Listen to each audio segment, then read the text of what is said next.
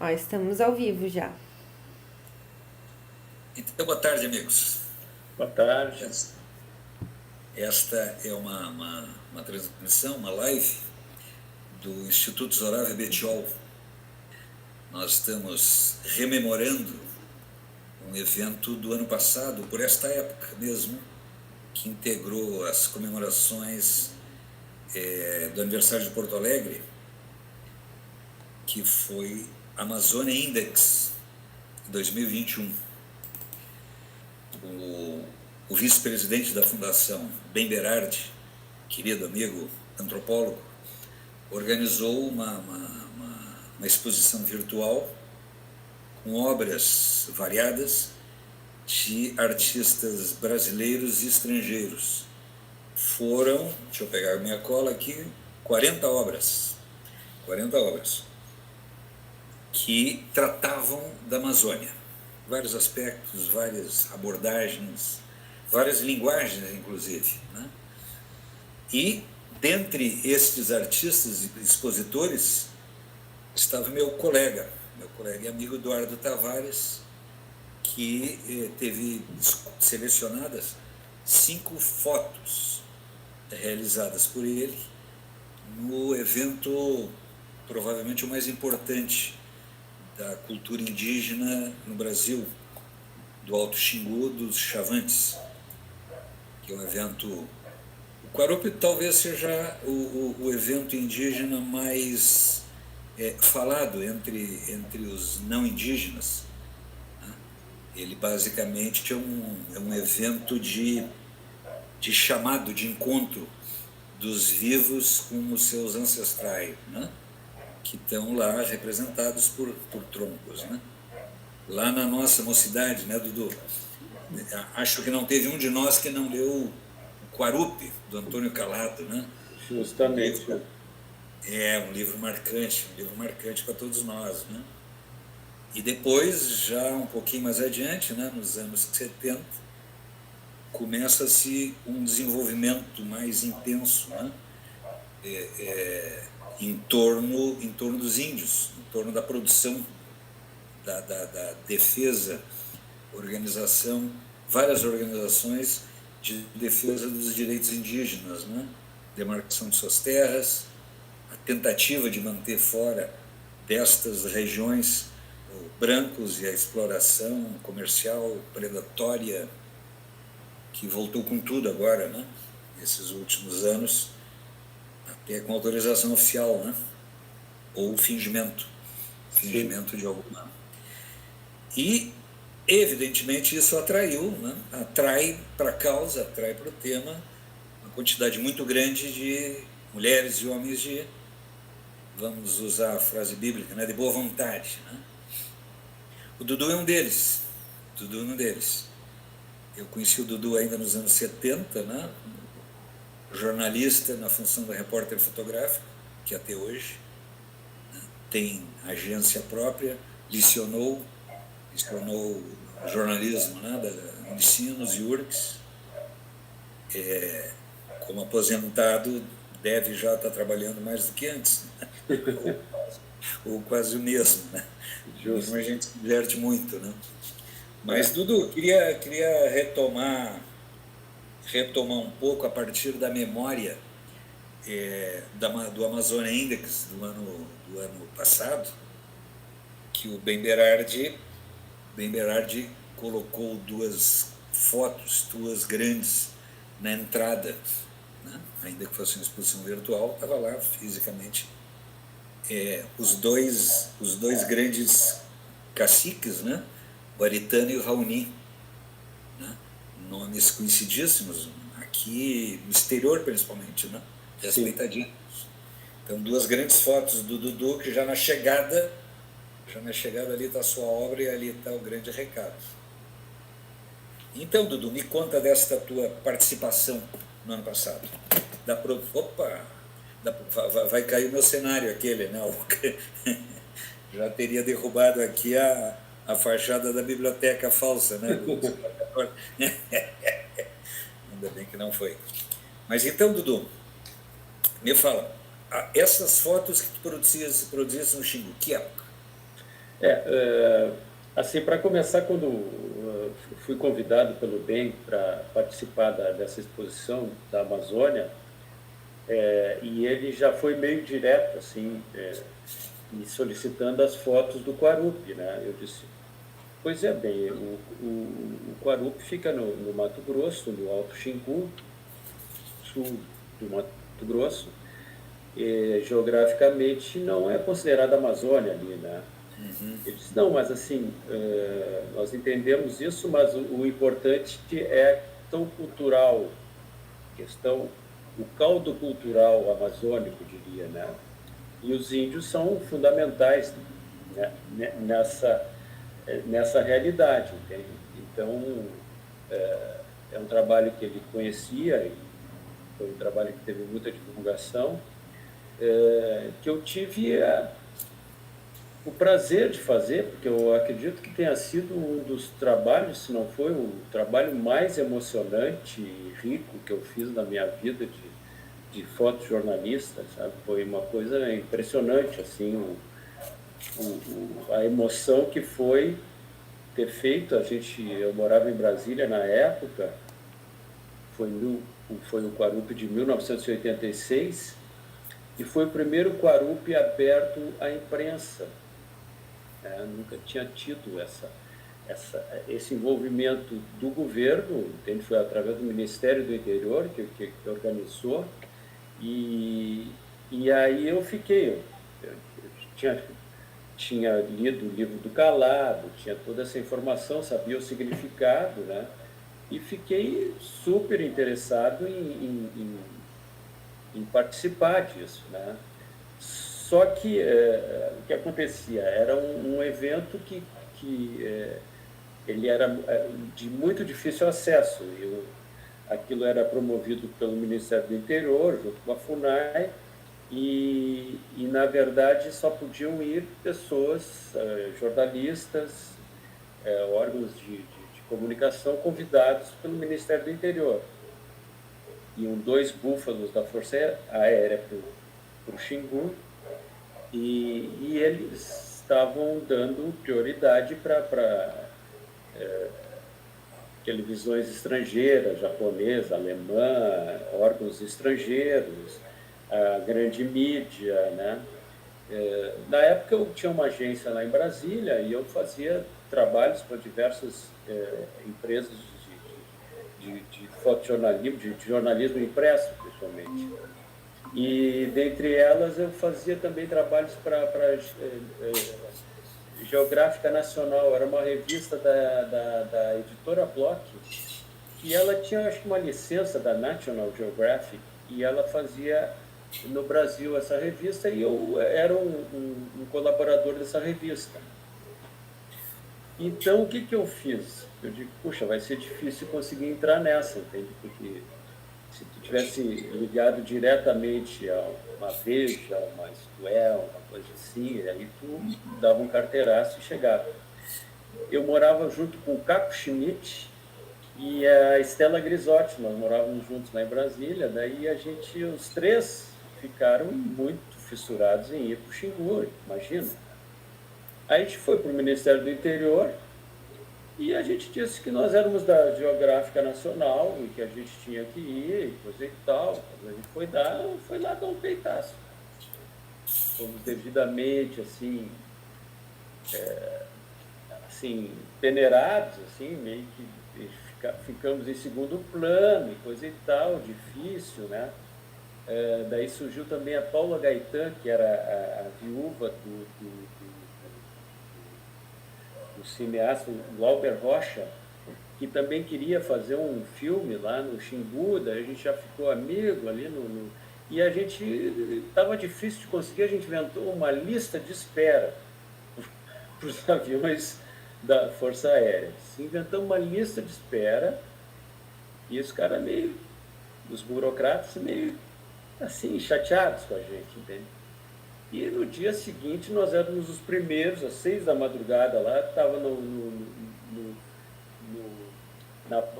na base aérea de Brasília, na base da Força Aérea.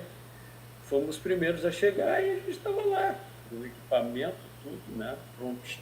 Prontinho para embarcar. Só que a gente não tinha autorização para embarcar, né? E eu sei assim que lotou o primeiro Búfalo, foram aquelas TV japonesa, alemã, americana, que entraram tudo, coisa e tal, e quando abriu a segunda porta, a porta do segundo Búfalo, nós entramos, direto e fomos entrando, coisa e tal. E a gente tinha discutido com uma burocrata lá do Ministério, e ela tinha ficado brava conosco, assim, a gente forçou meio a barra, né? Bom, aí estava quase, o avião ia decolar e ela nos descobriu lá dentro e queria nos expulsar do avião. Eu, o Caco, a gente, não, porque não sei o que. Daí eu sei que estava o piloto junto ali, a gente perguntou, o piloto é o comandante, é quem decide, né? A gente está dentro do avião, o avião é dele, a gente perguntou. Aí a gente já estava amigo do comandante nessa altura, né? E a gente, comandante, por que a gente não pode ir, coisa e tal, a gente já está aqui dentro, daí ele disse, não. Aí ele disse, não, se você se amarrar no cinto com essa moça, era o Caco e a Estela, eles eram namorados. Se você se amarrarem no mesmo cinto, eu deixo vocês irem na mesma hora, né? Então, só para mostrar um pouco essa questão da dificuldade que foi para chegar lá, né? E quando nós chegamos, era um evento de 2 dias, né, que a imprensa poderia ficar por lá, né? Impressionante, assim, sabe? É uma coisa que na chegada já foi assim um negócio incrível, assim, porque a luz, né? O Quarup, ele sempre acontece quando aparece a constelação dos Pleiades, né? Que é o início da seca do Vale do Xingu, ali, do tempo seco. Né? Então, era muito seco, muito sol, aquele solo bem amarelo, aquela luz amarelada, assim, muito bonito, né? E aquele monte de índio, né? O Quarup de 1986 foi na aldeia dos Iaualapiti. Eles é que foram os anfitriões desse ano, né? E receberam cerca de 12 tribos, né? São 12 tribos da região, ali o Parque do Xingu tem cerca de 26.400 quilômetros quadrados, é uma área muito grande, né? E tem 3 troncos de idiomas diferentes, né? E aí foi chegando, junto também chegaram, tinha o ministro do interior, tinha, né, os burocratas, tinha muitos brancos juntos, né, e muita imprensa, né? Para um fotógrafo, foi uma coisa assim, impressionante, assim, sabe? Porque para onde tu olhava, assim, tinha foto, assim, é uma coisa, né? Na época, ainda a gente na era analógica, né? A gente usava filme fotográfico, lembra disso, né?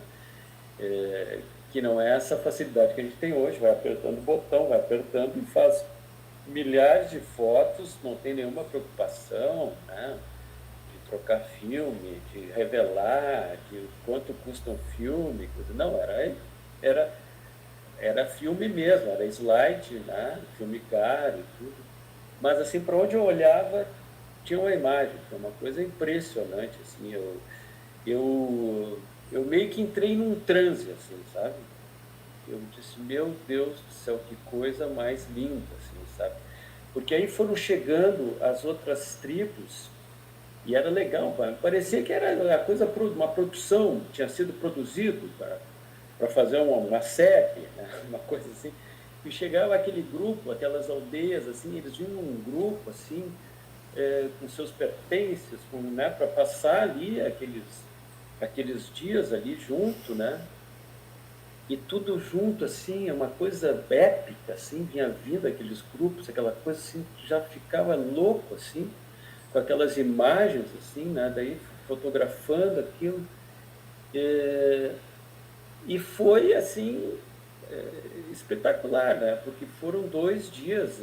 O Quarup, ele começa antes, né? Ele começa antes porque a aldeia anfitriã, ela vai preparando, ela vai pescando, começa a pescar muito tempo antes, a preparar os bijus, né, para ter comida para as aldeias que vão chegar, para serem bem recebidas, né? Então, é muito bonito isso aí. Então, as aldeias vão chegando e vão ficando, cada um num canto, né, perto, assim. E aí começa também, assim, os índios a se pintarem, né, se preparar, aquela coisa toda, o corpo todo, né? E a vida das comunidades acontecendo, assim, me chamou muita atenção as crianças índias. Que coisa mais linda, assim, sabe? Eu fiquei, nos 2 dias que eu fiquei lá, em nenhum momento eu ouvi um choro de criança. Entende? Tinha criança, tinha nenê, tinha tudo. Em nenhum momento eu vi um choro de criança, sabe? Uma coisa impressionante, assim, né? Porque aí tu começava a observar os irmãozinhos maiores cuidavam dos menores. Não ficava mãe e pai em volta. Não, os próprios irmãos cuidavam dos outros. E eles sempre numa harmonia muito legal, ou brincando, ou abraçados, ou assim, um ambiente muito paradisíaco, sabe? Uma coisa assim de paz, de harmonia, emocionante, assim, né? E foi indo, né? Foi assim, fotografando, assim, imagens que eu me lembro, assim, daqui a pouco tu pegava, assim, vinha o Raoni com o ministro do interior, ele pegava pelo braço, assim, com um casal, e ali conversando com ele e tal, falando, né, as reivindicações deles, né, porque a casa era dos índios, né, os índios é que mandavam lá, né. Então, situações assim muito interessantes, o cacique Juruna também foi, né? Então, com o seu gravadorzinho típico ali, né? O cacique Juruna também conversando, então muito interessante. Então, enfim, foi assim uma coisa, um trabalho impressionante que eu não dormi, eu fiquei ligado assim o tempo todo, porque durante a noite o ritual, assim, é um momento também muito importante do ritual. Então, Ninguém volta igual ao que foi para um Paróquio, não? não volta, assim, sabe? Eu não sou um especializado em índios, fotografei muitos índios, em muitos lugares na Amazônia, em tudo, né? Aqui, os Guaranis, aqui quando eu fiz o trabalho das missões jesuíticas guaranis, eu tive muito contato com os índios daqui, assim, sempre os meus trabalhos, assim, pelo Brasil, eu sempre fotografei muitos índios, mas eu nunca tive um trabalho sistematizado, assim, sabe? De estar fotografando, esse que tem alguns fotógrafos que tem, né, né, fizeram a Cláudia Andujar e coisa e tal, fizeram, né, moraram muitos anos com esses índios e tudo. Então, para mim, foi muito impressionante, assim, sabe? Eu fiquei maravilhado, assim, sabe? Com a beleza, com a estética, com o comportamento, né? Com o relacionamento deles, assim. Eles eram assim, a gente conversava assim na medida do possível, assim, e eles assim sempre com o espírito desarmado, assim, parecia que tinham borboletas em volta, assim, sabe, uma coisa assim numa boa, assim, muito queridos, assim, muito amistosos, assim, né? Do ponto de vista da imagem, tu já desse algumas indicações. Tu está me falando em algo que eu estou enxergando como uma paleta de cores, né? Sim. Tu falasse da seca, da terra, né? do ocre, né? Eu já tô começando a enxergar a tua foto, né?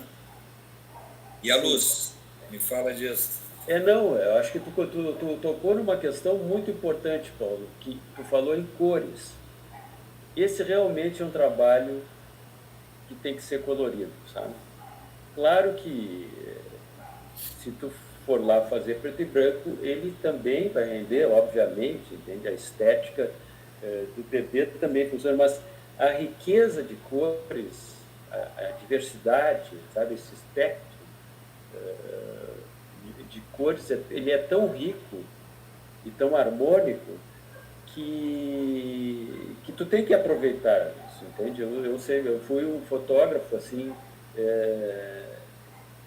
tu deve te lembrar no início lá nos anos 70, coisa e tal, o jornalismo ele era preto e branco, entende? Os repórteres fotográficos eles trabalhavam em preto e branco, né? A minha escola de cor, a minha escola de cor foi no melhor lugar para aprender cor no Brasil, que foi na editora Bloch, a revista Manchete e tal, que era a grande revista colorida desse país, né? E ali eu passei a ser um fotógrafo de cor, que era uma coisa rara. É engraçado isso aí, a gente fala isso aí, as novas gerações vão dizer, mas o que é isso que é século XIX? Isso não, é século XX, é 1980 ali, sabe? Entende? Eu comecei no fotojornalismo em 79 na cooperativa dos jornalistas, né?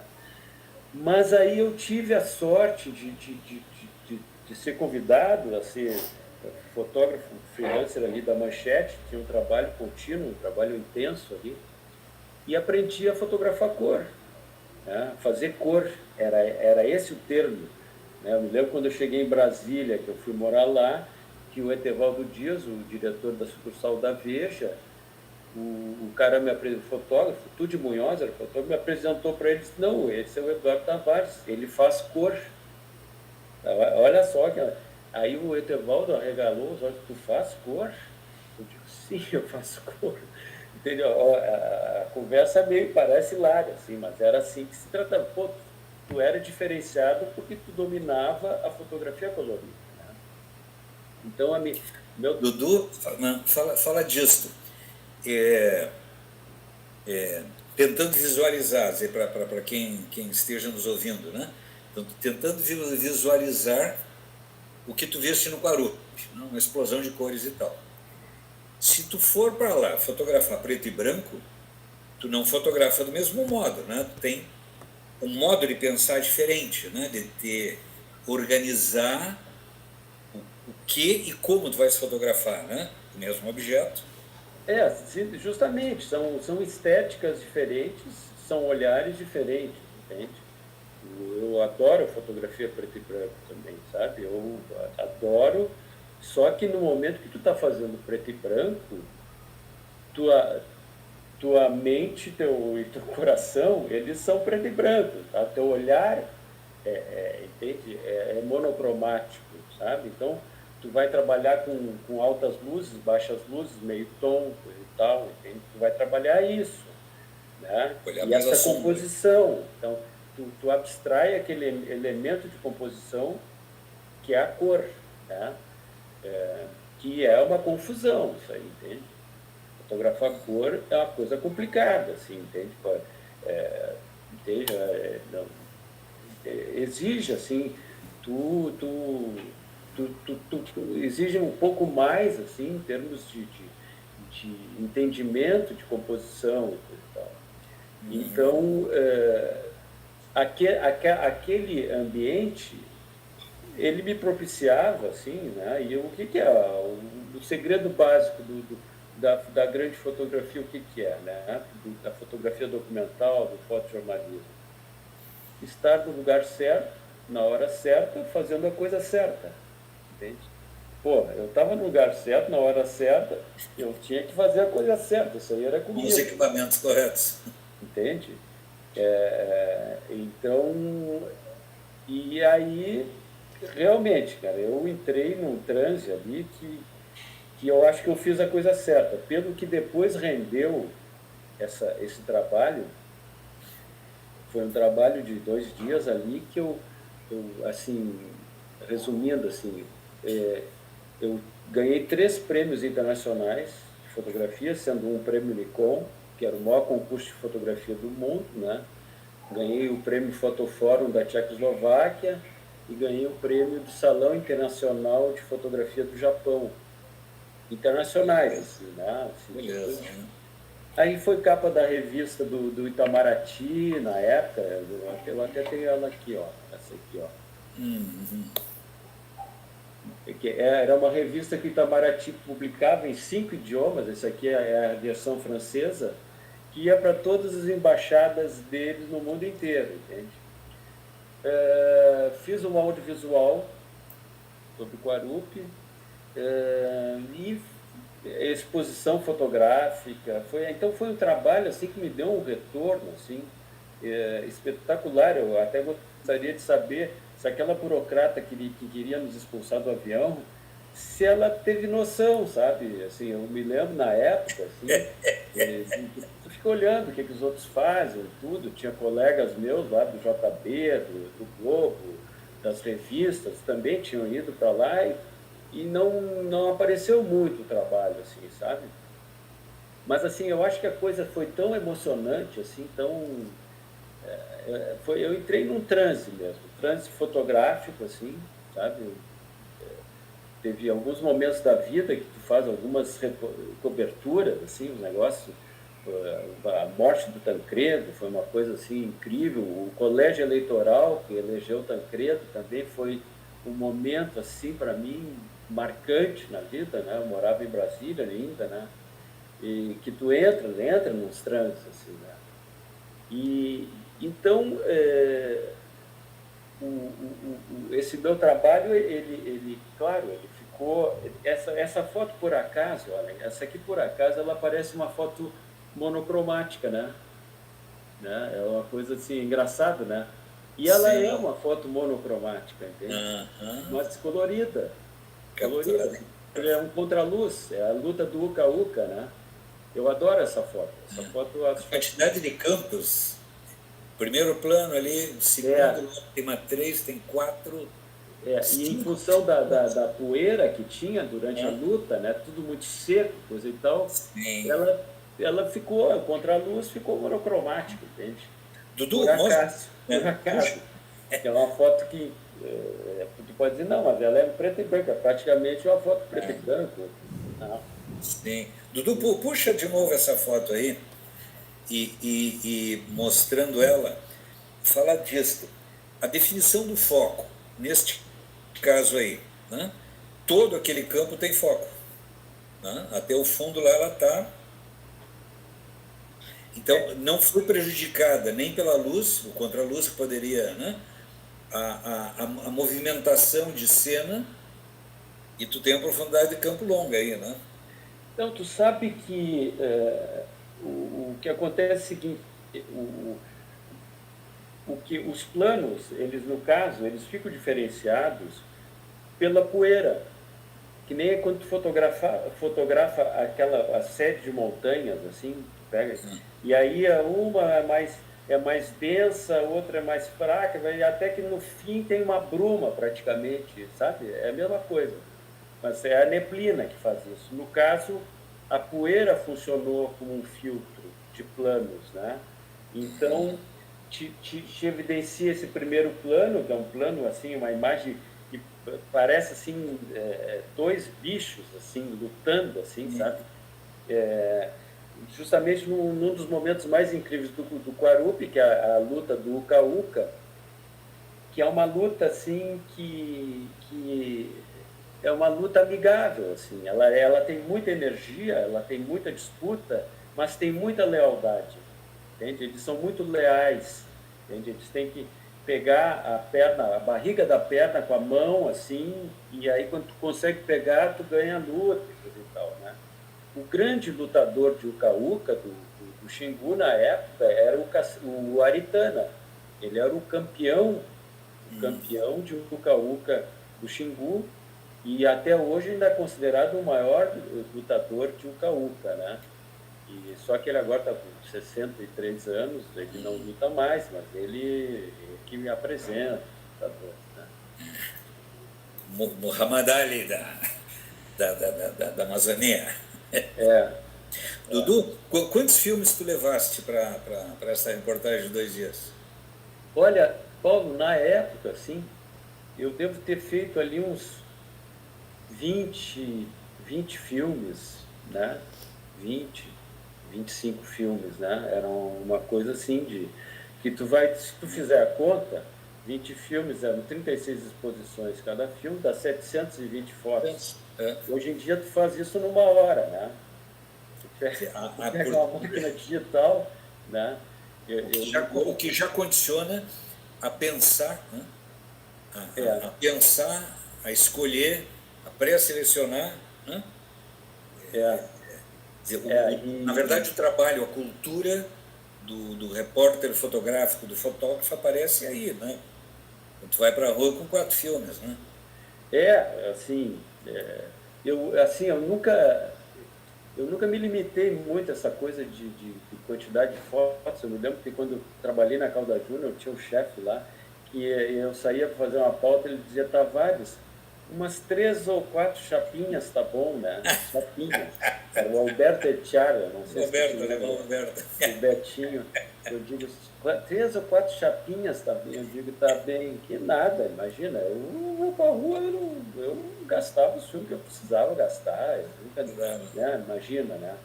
E, assim, era complicado. Hoje, assim, a diferença com a fotografia digital ficou uma barbada, né? Ficou uma barbada, assim, em todos os sentidos. Eu acho que isso aí renderia um papo de várias horas sobre a diferença do ato fotográfico analógico e o ato fotográfico digital, né? Vamos citar uma frase clássica de um grande fotógrafo, colega e amigo nosso, Santinho, Maurício Santos, né? Maurício Santos, bom, Santos que tinha o olho dele era um fotômetro, né? é, Ficava ele, mas ele disse, não, eu fotografo aqui primeiro, né? Depois eu aperto. Enquanto a foto não aparecer aqui, eu não aperto, né? é. Tu sabe que o Maurício, a gente trabalhou junto na cooperativa dos jornalistas, foi o meu primeiro trabalho, e estava ele e o Baru Derquim ali, né? Foram meus mestres ali, né?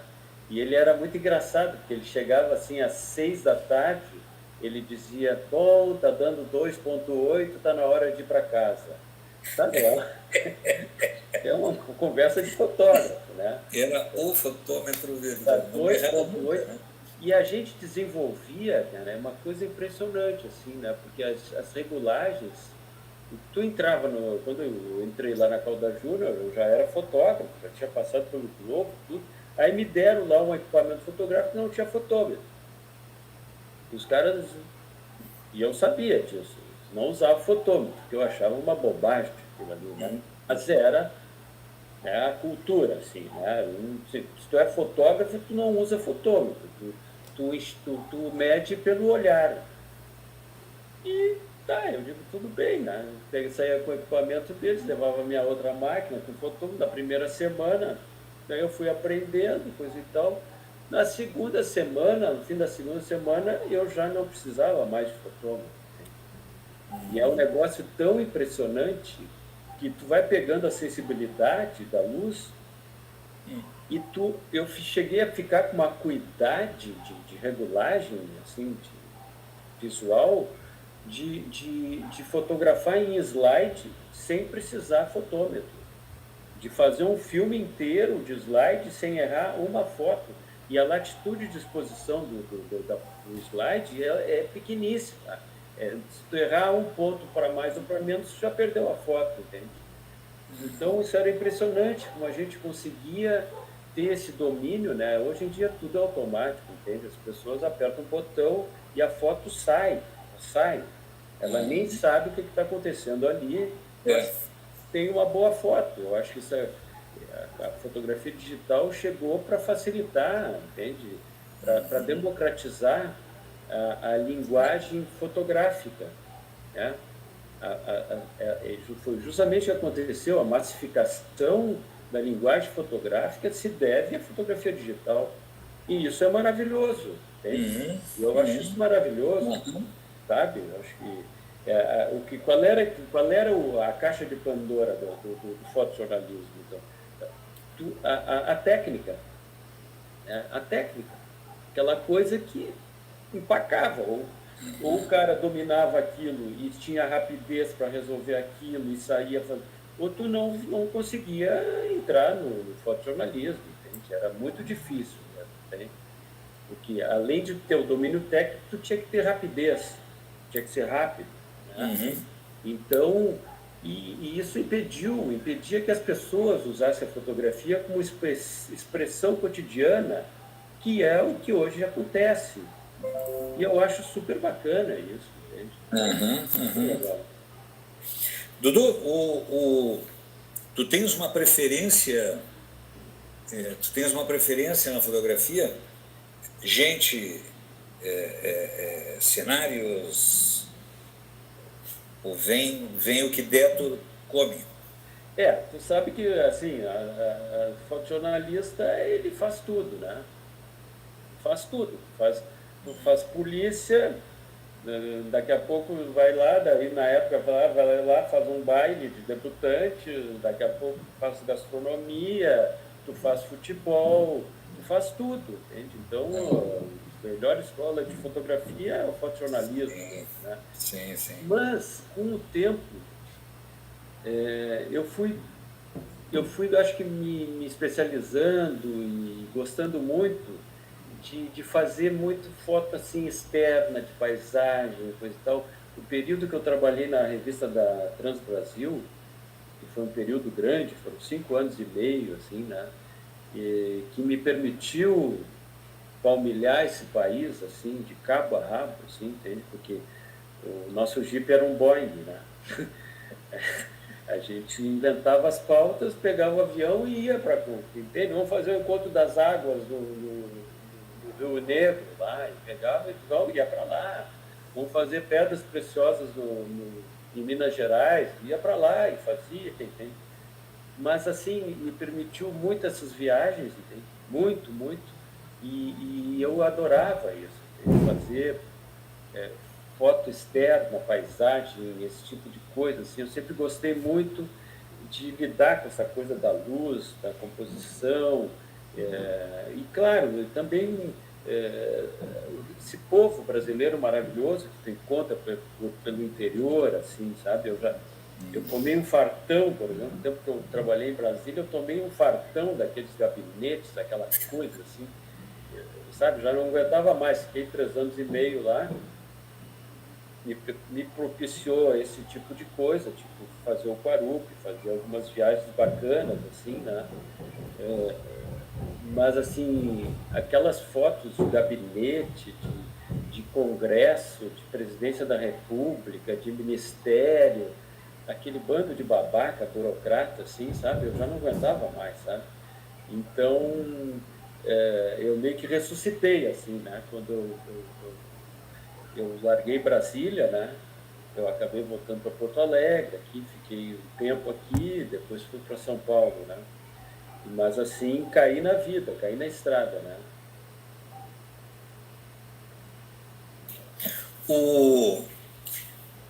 O Dudu começou há algum tempo, ou seja, provavelmente mais de uma década, né?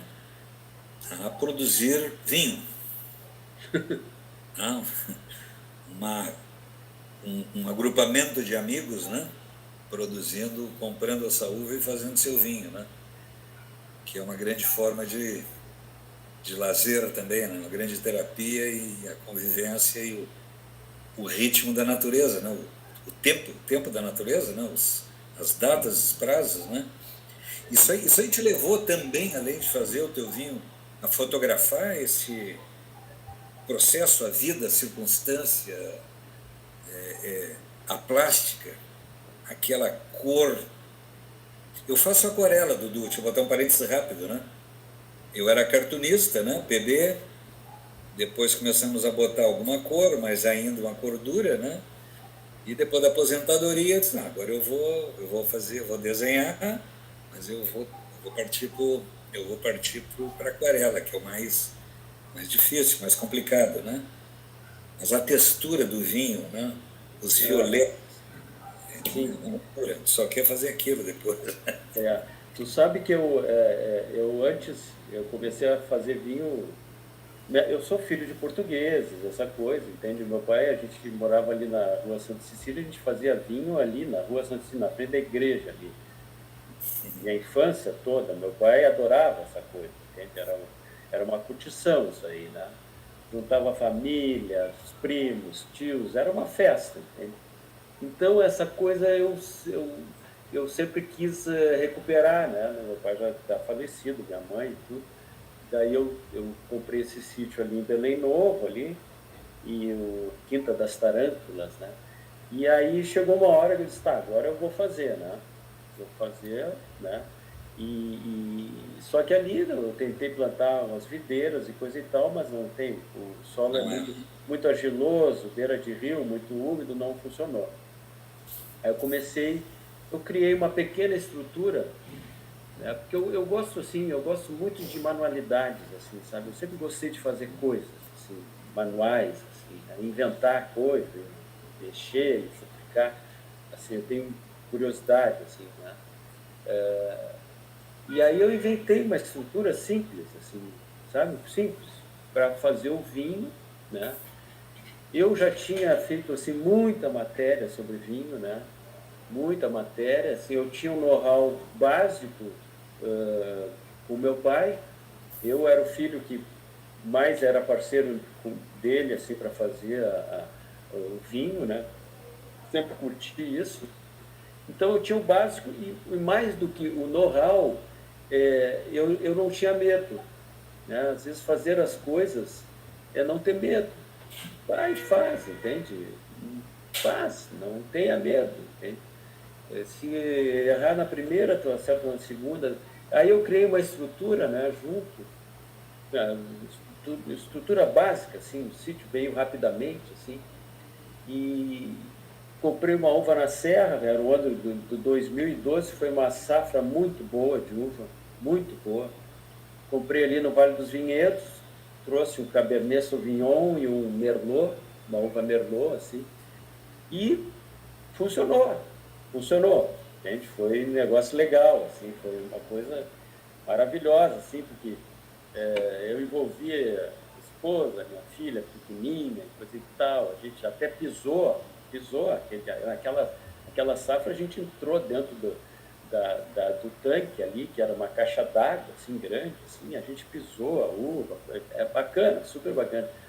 E o vinho deu certo, por incrível que pareça, e era um vinho com viníferas, né? Já era uma uva específica para fazer vinho. E aí eu me entusiasmei com aquilo e fui com o tempo, daí eu construí uma cantina com porão, né? Com, com uma climatização adequada, né?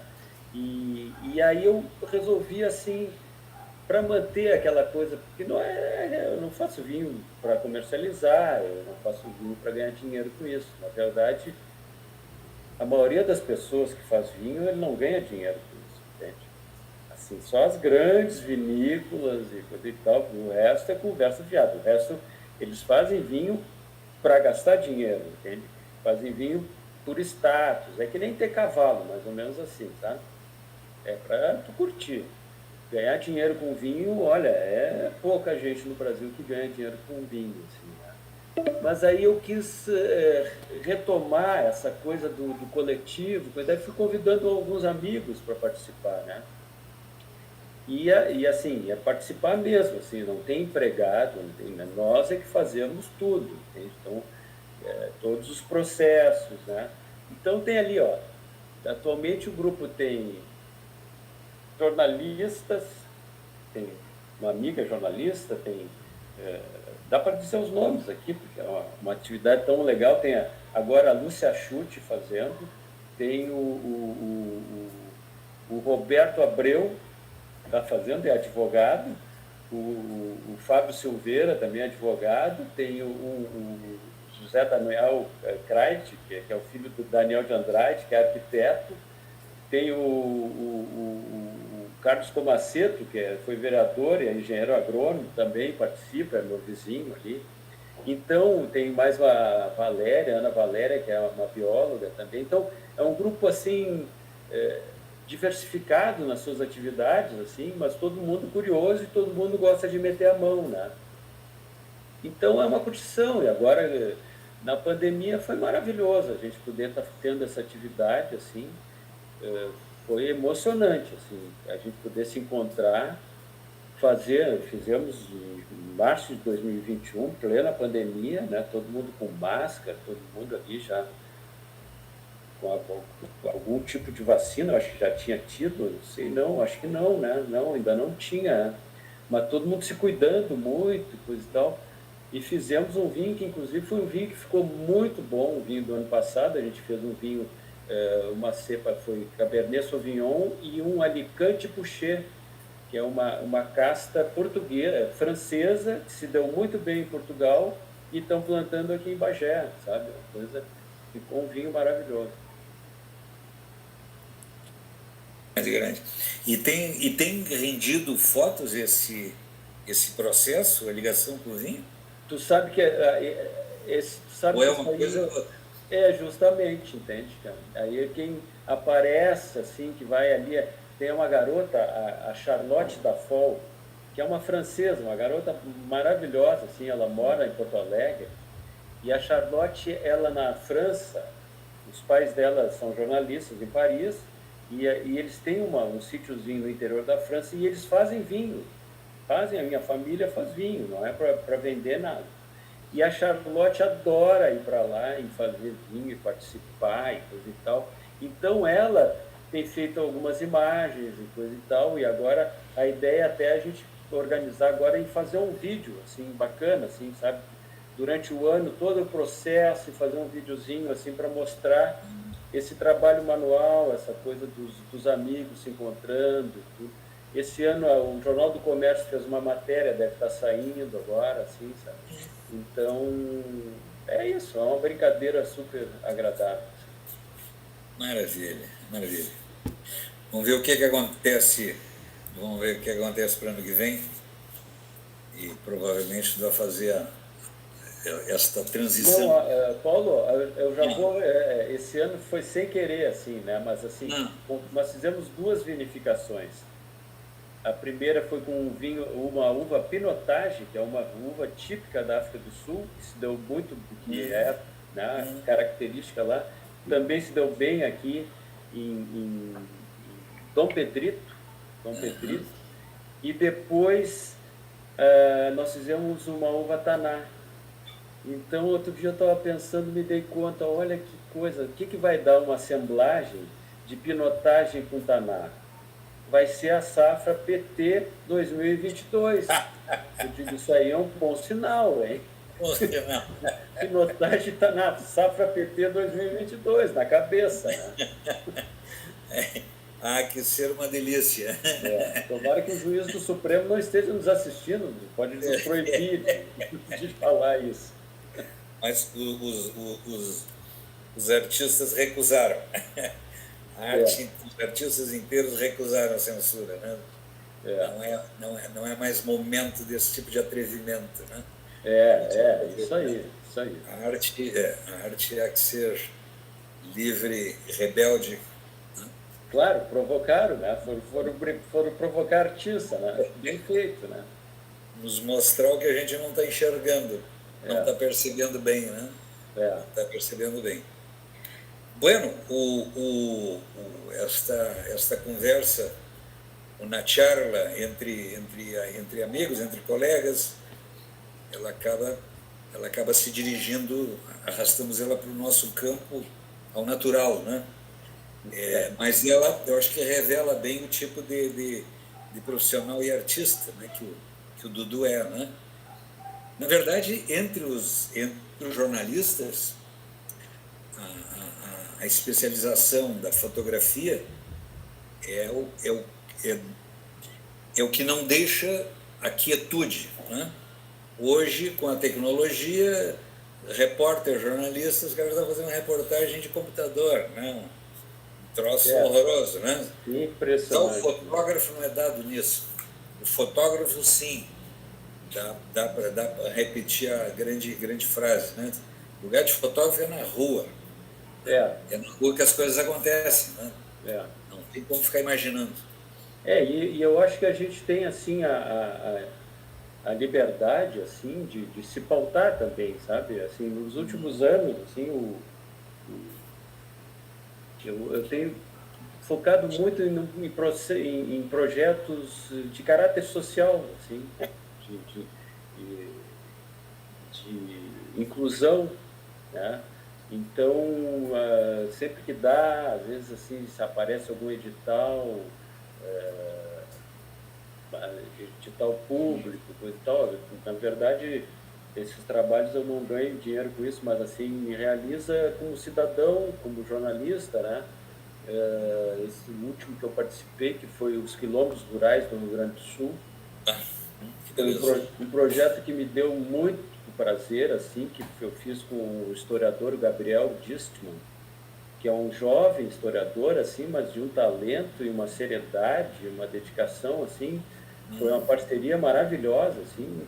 Nós entramos no edital, nós ganhamos um edital do Juntos pela Cultura, né, do Governo do Estado, e com a grana que a gente conseguiu, que não era muito, mas a gente conseguiu palmilhar, assim, quebrar um tabu que dizia, os caras parecem, não, no Rio Grande do Sul não tem quilombo. Quilombo só tem lá no Nordeste, lá não tem quilombo. Tem que não tem. Tem trabalhos acadêmicos feitos, tem aí mapeados 169 quilombos rurais no Rio Grande do Sul, no interior do Rio Grande do Sul, né? E a gente queria chamar para essa reflexão, mostrar essa realidade. Não, estão aí, existe, né? Nós conseguimos viajar pelo Rio Grande, eu e o Gabriel, nós conseguimos documentar 13 quilombos rurais, os mais representativos, o quilombo da Casca, ali, em Ostadas, que foi o primeiro a ter titulação no Brasil. Foi, assim, um trabalho muito interessante que a gente fez, e a gente conseguiu, com pouca grana, a gente conseguiu fazer essas viagens, fizemos uma super exposição no Centro Cultural o Érico Veríssimo, ali da CE, no centro, com 110 fotografias, com textos. Nós fizemos um site com esse material todo, com os textos do Gabriel, e fizemos um painel ainda com lideranças quilombolas lá na abertura da exposição. Então, um trabalho assim, foi o quê? Foram 18 mil reais. E a gente conseguiu fazer tudo isso, sabe? Ou seja, a democracia, o que é a democratização da verba pública para a cultura, como ela funciona, sabe? É impressionante, assim, sabe? Eu me lembro desse edital, teve grupo de teatro que com 70 mil reais eles fizeram peça, itinerário pelo interior, com um grupo grande, coisa e tal. Eu digo, isso funciona, isso aí é uma prova de que funciona. Então eu tenho feito esses trabalhos, assim, eu fiz um trabalho que também me deu muito prazer, já faz alguns anos, que foi as Faxinante, que foi sobre uma documentação sobre as faxineiras, empregadas domésticas, assim, sabe? Que eram escondidas, né? Que eram, né? Não, ninguém valorizava, entende? E aí eu consegui entrar no edital do Teatro São Pedro, que tinha uma sala de fotografia maravilhosa lá. Eu pensei que eu tinha sido abduzido. Pois é. Bem, então estamos falando do tema da importância do financiamento público para projetos de cidadania, projetos em geral, né? Projetos de inclusão, né? Os projetos de inclusão. Que agora está bem raro, né? Sim, sim. Esses editais agora desapareceram, não está tendo, né? Nós temos um belíssimo de um projeto, eu e o Matico, não, o Mário Barros Filho, cineasta, jornalista, cineasta. Sim, sim. Temos com um projeto pronto, já devia ter sido filmado já em março do ano passado, né? Paramos com a pandemia, mas agora ainda não conseguimos retomar por isso. o tema do financiamento, né? A importância disso. Uhum. A importância disso. Sim. Dudu, queremos te agradecer imensamente a tua participação nesse encontro a propósito do Amazônia Index, uma rememoração da participação, das circunstâncias como tu fizesse aquele passeio, aquela viagem, né? Viagem transformadora, Uhum. e que produziu fotos belíssimas, né? Que marcam bastante a tua carreira, né? Um dos modos que tu é lembrado a partir daquelas fotos de Sim, 2 sim. dias. É impressionante, 2 dias, né? Eu me sinto honrado de ter sido convidado, né, de participar de um grupo de artistas tão talentosos e com um tema tão importante, né? Tão importante, né? A gente tem que bater nessa tecla aí porque é uma tristeza o que está acontecendo com essa nossa Amazônia, né? Então, a gente tem que reverter, o planeta tem que reverter isso aí não é só uma questão nacional, né? É uma questão da humanidade, assim, né? A gente preservar aquele ecossistema com tanta diversidade, né? Então, parabenizar a iniciativa, né, de fazer esse evento, né, e agradecer, né, de eu ter sido convidado, né, a estar junto com pessoas tão talentosas. Legal, Dudu. Então, este Eduardo Tavares, fotógrafo, reconhecido de uma carreira já de várias décadas. Sim. Agora a gente fala em décadas, né? Agora já falamos em século agora, né? Jornalistas desde o século passado. O meu pai foi longevo, foi até uns 93 anos de idade, então ele às vezes conversava e ele falava assim, não sei se foi na década de 20 ou 30, entende? Então era assim, quando tu começa a falar em décadas, tu já tem uma estrada, né? Já tá... Tem uma estrada. Então, Marina Bordim, Eduardo Tavares e Paulo de Tarso Record participaram desta live pelo Instituto Zoraida Betioff.